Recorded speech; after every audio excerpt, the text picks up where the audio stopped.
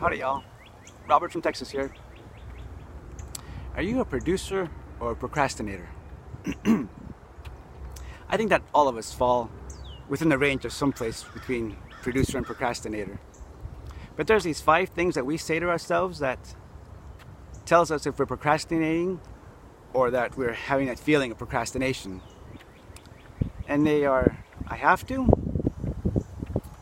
I must finish, this project is big and important, I must be perfect, and I have no time to play. So when you say I have to, meaning I have to but I really don't want to, what you're doing is taking on the role of a victim.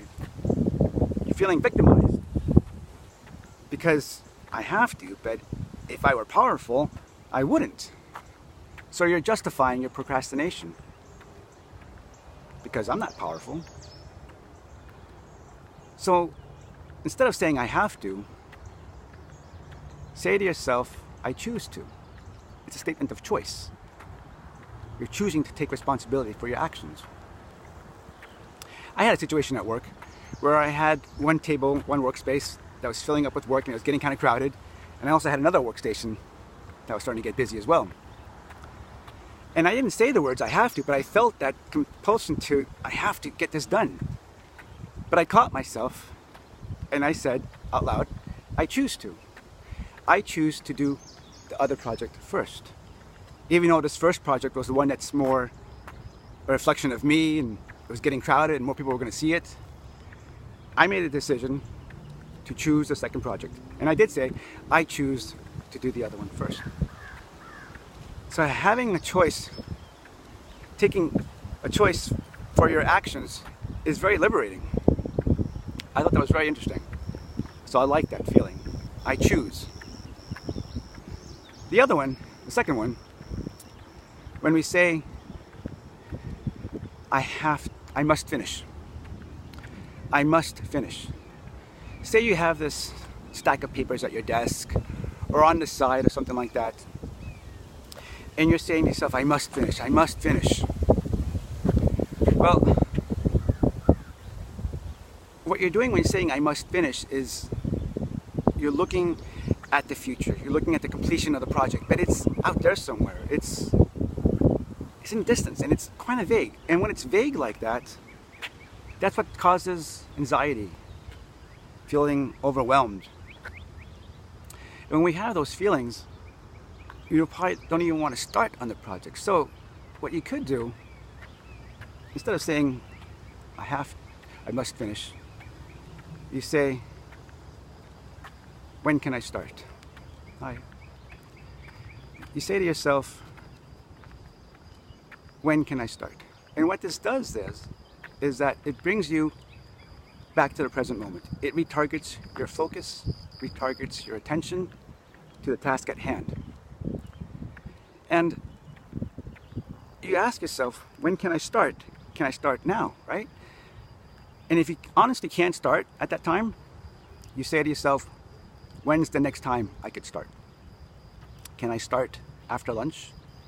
Can I start the next day? So instead of saying, I must finish, just retarget your focus to the now, to the present time, and say, when can I start? The third thing, when you say to yourself, this project is so big and so important, it's like saying that to yourself that I don't know how I'm going to accomplish such a big task. And not only that, it has to be so good that it has to impress other people.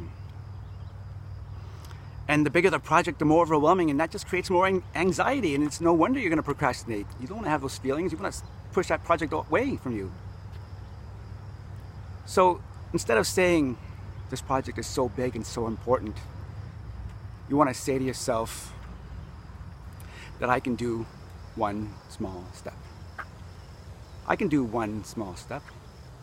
You can accomplish one small step. I can do one rough draft. I can do one page, one rough sketch. And doing that one small step, after you accomplished it, you do another small step and another small step.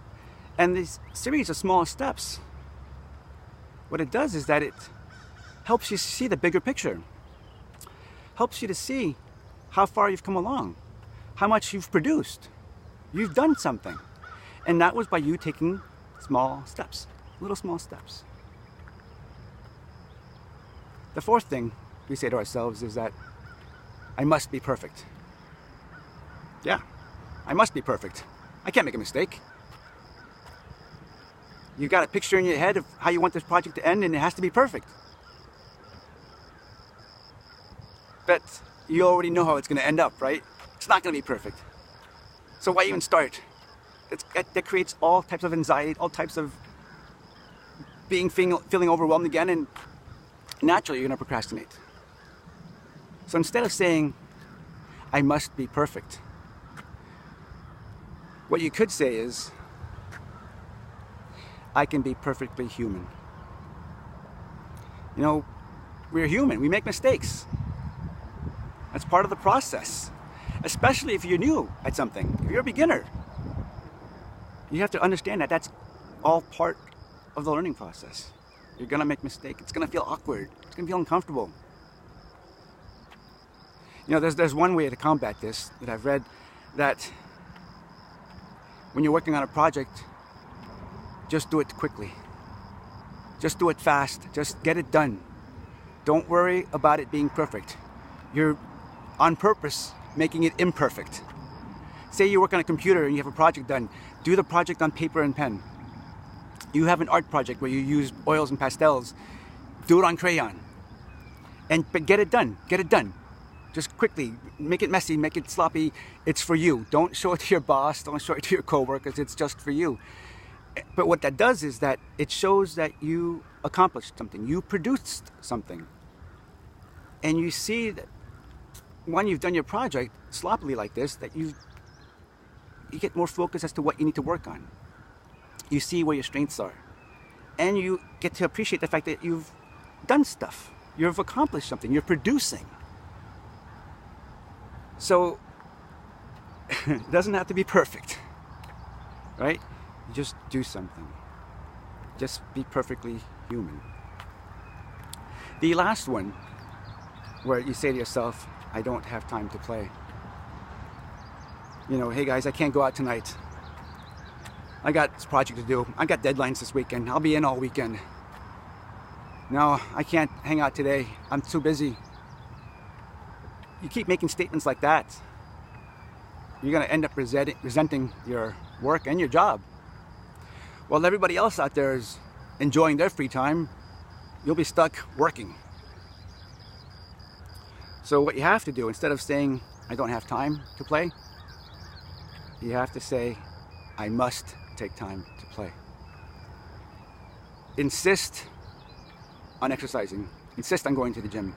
Insist on taking time for your friends and family. Take those breaks throughout your workday.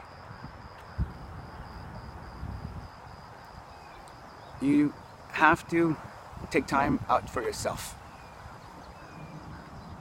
Schedule in that time. Write it down somewhere. Make a commitment to your friends and family that you're going to be there at some place. And you guys are going to have fun. What that does is that it also helps you to have something to work forward to. Something to look forward to. You're busy at work, but you've got something else planned for later. That helps you with the whole dread of having to work. I mean, is it any wonder that Fridays, if you don't work the weekends, Fridays are usually a pretty cool day, even though the workload's pretty much the same? That you're thinking Friday night, Saturday. I know I did. Friday's busy day at work, but Fridays are always kind of cool because I know that Friday at 3 o'clock, I'm off the clock. All right, you guys. So those 5 things that we say to ourselves, we should replace them with are, I have to. Replace that with, sorry guys, I see a dove out there. I have to with, I choose to. I must finish with, when can I start? This project is too big and too important, replace that with I can do one small step. I must be perfect, replace that with I can be perfectly human. And I don't have time to play, replace that with I must take time to play. Alright, you guys, so let's be aware of the words that we use, the words that we say. Let's turn into producers, not procrastinators. Alright, you guys, hope you all having a good day. Talk to you later. Bye for now.